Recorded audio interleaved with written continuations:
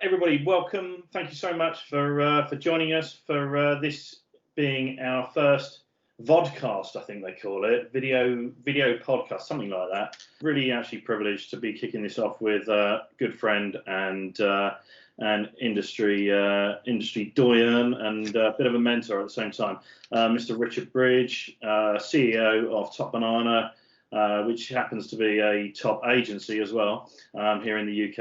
I was going to say events agency, but we're more about creative comms and the whole gamut these days, aren't we, Rich? Yeah, I think creative comms is more of a, I suppose, a label we're badged for. Although I think events is in some cases over the years is what we've been famous for. But as part of, I suppose, some of the lockdown has sort of identified how diverse we are in some cases, and what has one area, so the live event, obviously diminished considerably, but the other areas have picked up quite considerably. So, and that's been really good for us. I remember the first inVOYAGE you came to, and I just have a recollection that you mentioned that actually travel wasn't a big part of your background originally.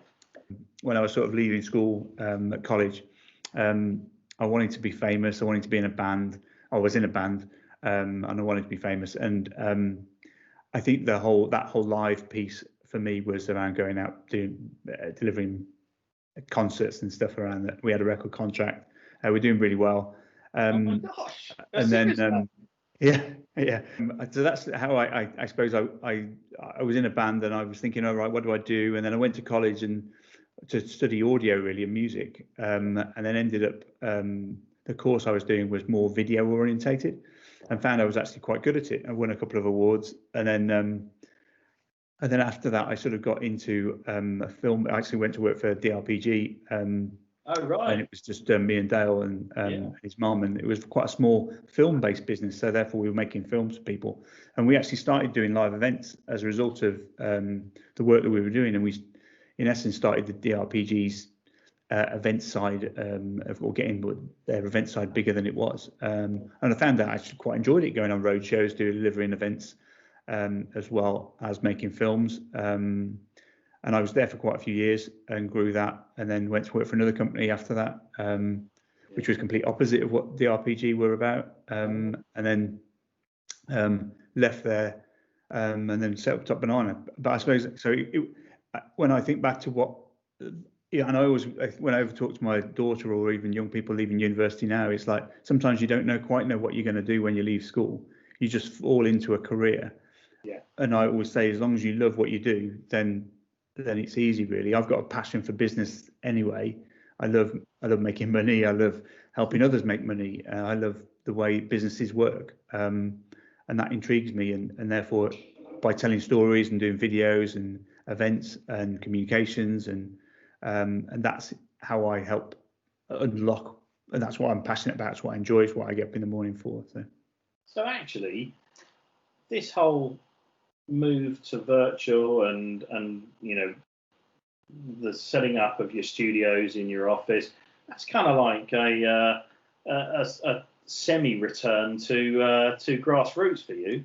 Yeah, I mean, the telling stories through film or on screen is absolutely where my roots were. It's what and I think a lot of what I learned, because I was an editor for quite a while, did a lot of pop promos, TV commercials and things in the early days. So, when we set up Top Banana, and telling stories through a screen is absolutely what we do. So yeah, it is very much, and even when you're making TV, you need to understand the different complexities around how you entertain the eyes.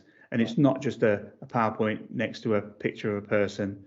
You've got to be much more entertaining on the eyes than that to make sure you're engaging your audiences.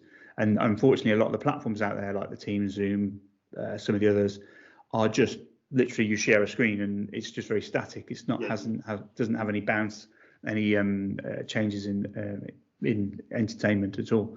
And some of the quality of stuff is around.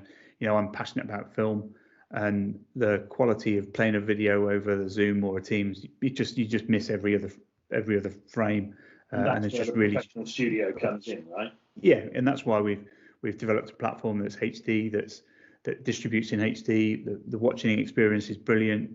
You've got engagement tools, but the key thing is the content. If you have rubbish content, yeah, then it's oh dear. How do you think we're doing so far, then? Yeah.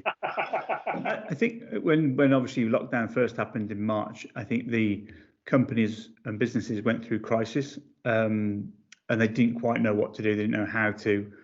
People were learning the new technology, and obviously the digital dexterity of some businesses can be quite slow at times. So we learned quite a lot very quickly, and I'm pleased to say that we've reinvented ourselves a little bit. We're still obviously great at the live event side, but more of our strategy comms has taken off hugely. Our campaign management has gone through the roof. So all of a sudden we're just adapting ourselves and doing different stuff, which is brilliant, really. One of the biggest challenges is helping clients see us for a different service, because often when clients go into crisis, they go, oh, who do we know that does virtual events? Go to the procurement team and look on a list of clients, and actually they realise that they haven't got that as a category in their procurement profile. And that's been great in some cases, because we've picked up a huge amount of new business as a result. Clients that we never would have thought would have come to us have gone, oh, we've seen you doing some virtual stuff.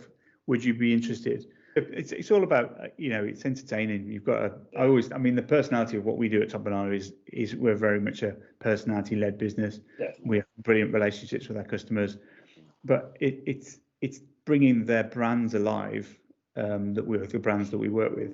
It's doing that through the on-screen environment, and a lot of brands have got a lot of personality to give, and you just got to make sure you bring that out. Whether you're a financial bank, which we're working with a lot of banks, and their presentation or their culture might be quite serious and straight, but it doesn't mean to say you can't have a laugh and make people smile.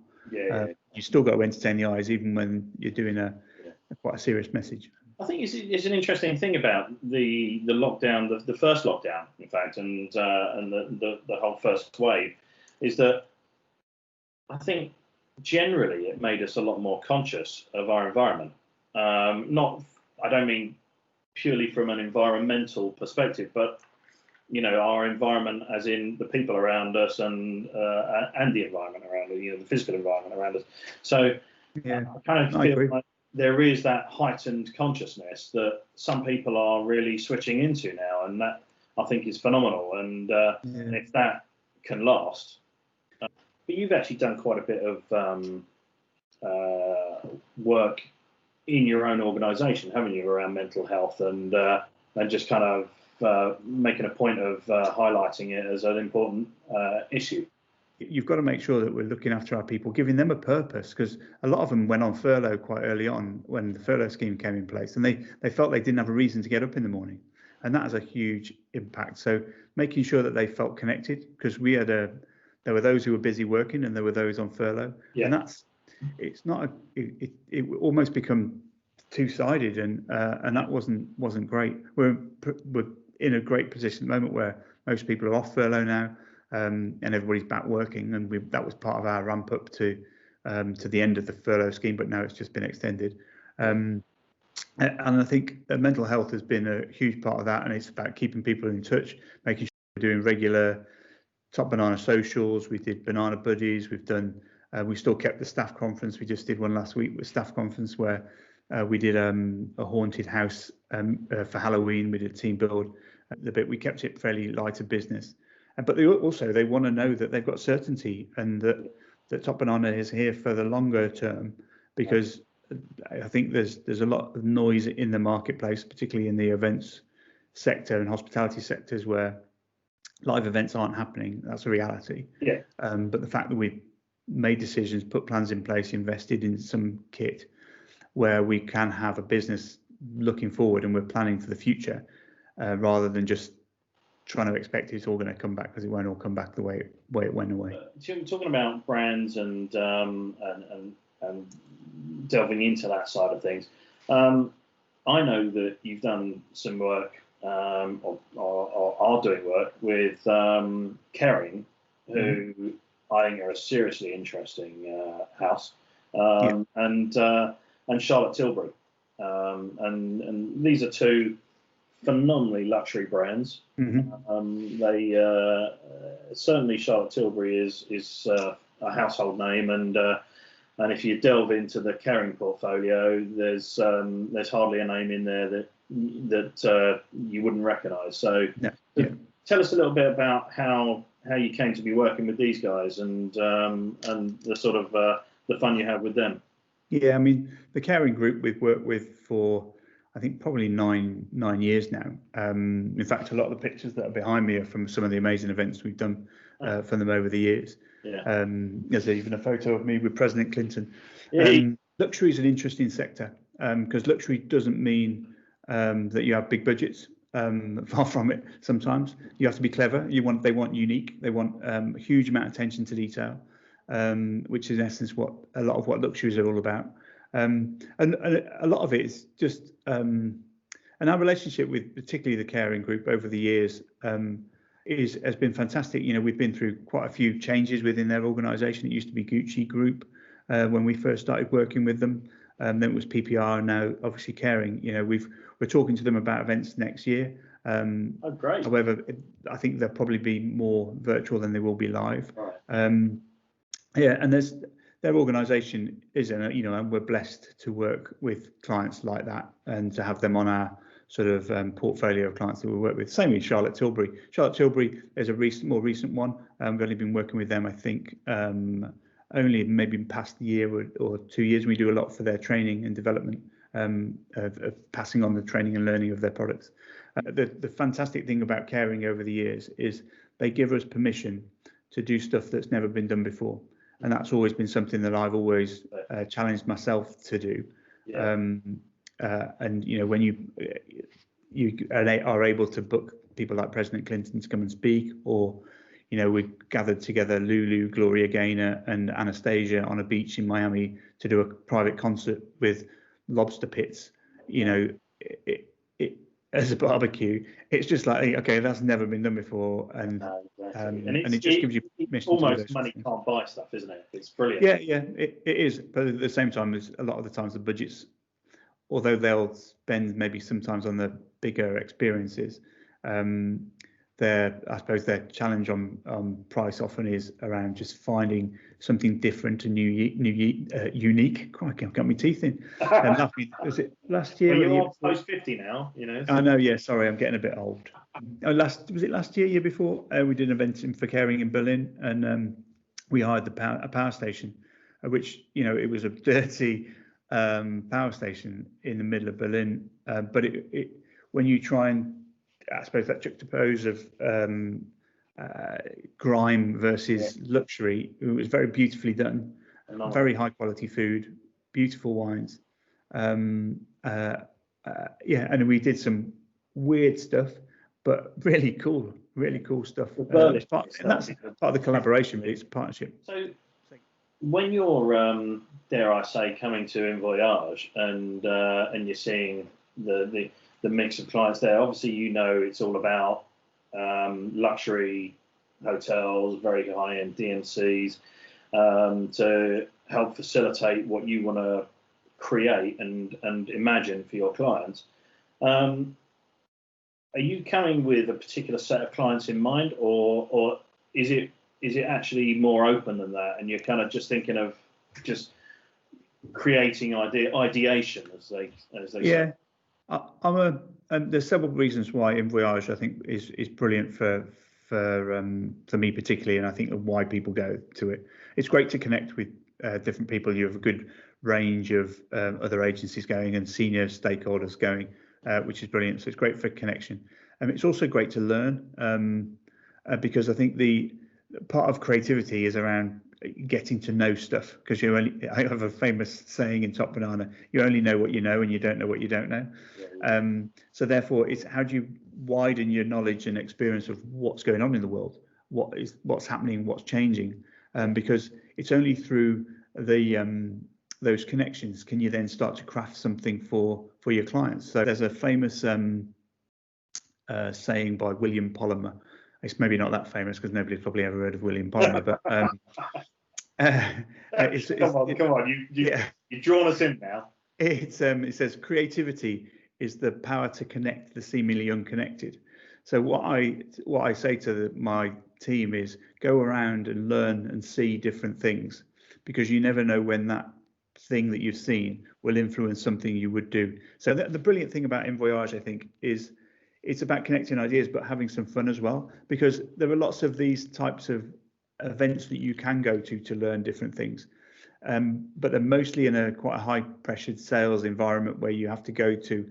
The fact that you're able to pick the ones that you feel you're going to learn most from, the fact that it's not a hard sell, it's quite a soft, relaxed environment where you're having conversations rather than a sales pitch. And I've made some brilliant friends on inVOYAGE, you know, like you talked about David and Elizabeth. You know, for me, it is about, I hesitate in saying this because I don't know how many people I'm going to wind up, but it's about having a grown-up conversation, isn't it? It's focusing on, you know, really bringing through the right people, the you know, sort of the right level of people that are going to have a more expansive conversation. And so that, for me, is having that relaxed environment. It's being able to have a grown-up conversation, and know that you can take it somewhere.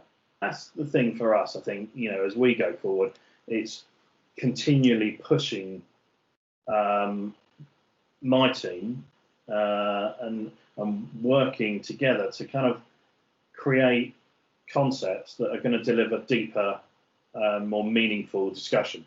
And I think the other thing, I think the quality of the suppliers that go there are you know, pretty good. I think I don't think I've ever had a bad conversation, and I think you know, we've always had a drink in the bar afterwards, as well as you know, a sales conversation. And it's just if you've had a good impact in that sales call that you're having that sort of one-to-one, then you'll happily carry on the conversation later on. Whereas sometimes it's a bit short-sighted to build a relationship and then do the business later in some respects. But isn't that a nice idea right now? A drink in the bar later. That'd be lovely. My wife Debbie, who you know well, decided that lockdown 2.0, which we're now enjoying our first day of, wasn't going to be hard enough because it was only a month. So she said, she announced that for the month of November and lockdown, there's no alcohol, there's no red meat. Ouch. And I've got to be on the rowing machine every single day. Wow. Good luck with that. I think I'm trying to do no alcohol, although I did fail on Monday, but yesterday I didn't have a drink. So crystal ball time. Yeah. Let's take a look at 21 and 22. What are you sort of envisioning for Top Banana and your world? Yeah, I think the lead times have hugely changed in terms of what clients are. I don't think clients are willing to put their chopper on the block yet in terms of what they where they see the world moving and getting back. There's a huge demand for face-to-face again. Everybody I speak to from a client perspective is going, I can't wait till we have an event and we get back, we have a drink in the bar afterwards, because we deliver an event, it goes well, we all celebrate, and then we just go back to our own little bedroom where we were sat on a screen before. So there is a demand for it. However, I think the corporate risk, and in essence, our job is about making it safe for people, which we're brilliant at and we've been doing for years, to be honest. But it's making sure corporates are willing to risk sending their people to somewhere. If I'm honest, I don't think live will ever be the same as it was. I think we'll have a virtual as part of live in the future. I think that's a given. Sort of mid, maybe year, quarter 2, 3, we'll start to see live coming back. I'd like to think that we're back to an element of regular travel, flying again for 2022, if not the end of 2021. But I just hope the world comes back to some form of normality where we're not all walking around wearing face masks and washing our hands in alcohol. I'd rather be drinking this stuff. On that note, brilliant, Mr. Bridge. It's been a pleasure. Always great, Rich. I've taken up far too much of your time, but I really appreciate it. Thank you so much. Take care. See you soon. Take it easy and speak soon. Yeah. All the best to the team. Thanks, mate. Take care.